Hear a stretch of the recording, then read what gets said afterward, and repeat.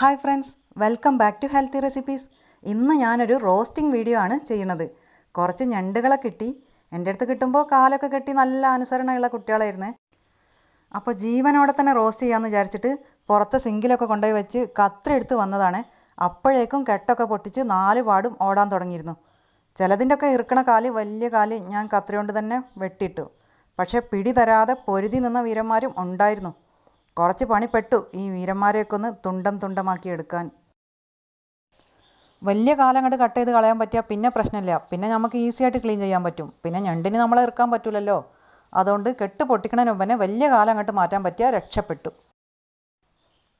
ഇവനെ കണ്ടിട്ട് വാര്യംകുന്നത്ത് കുഞ്ഞഹമ്മദ് ഹാജിൻ്റെ വീരചരിത്രമൊക്കെ കേട്ട് ഇൻസ്പയർഡായിട്ട് വന്ന പോലെ ഉണ്ട്.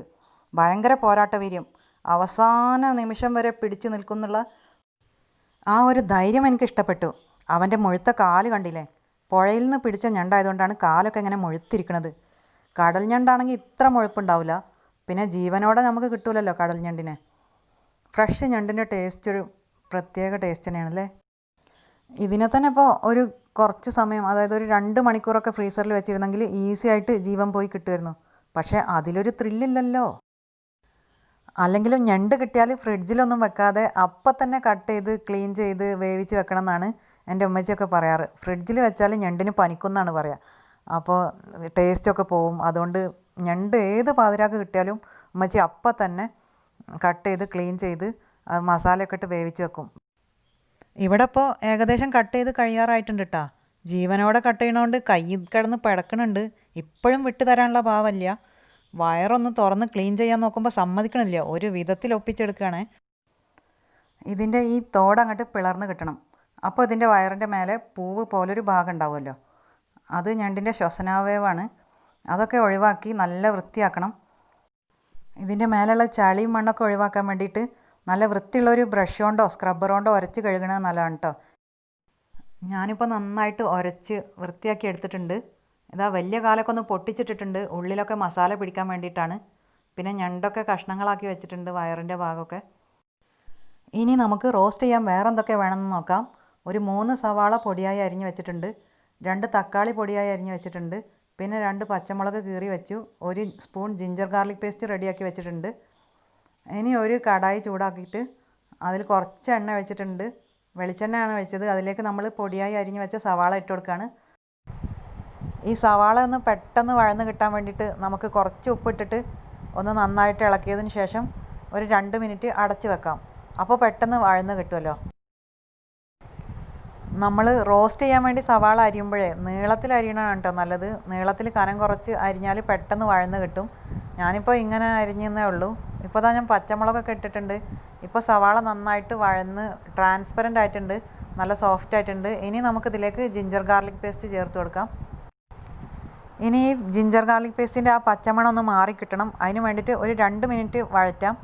അതിനുശേഷം നമ്മൾ അരിഞ്ഞു വെച്ച തക്കാളി ഉണ്ടല്ലോ, ഇതിലേക്ക് ഇട്ട് കൊടുത്തിട്ട് നന്നായിട്ട് വഴറ്റിയെടുക്കണം.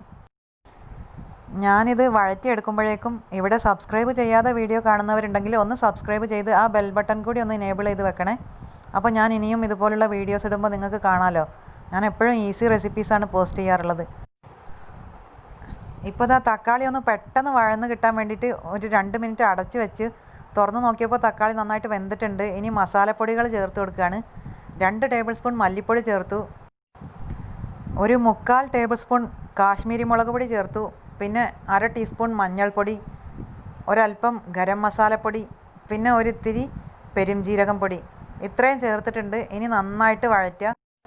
ഈ മസാലയുടെ പച്ചമണമൊക്കെ മാറി എണ്ണ തെളിഞ്ഞ് വരുന്ന സമയത്താണ് നമ്മളിതിലേക്ക് ഞണ്ടിട്ട് കൊടുക്കേണ്ടത് കേട്ടോ.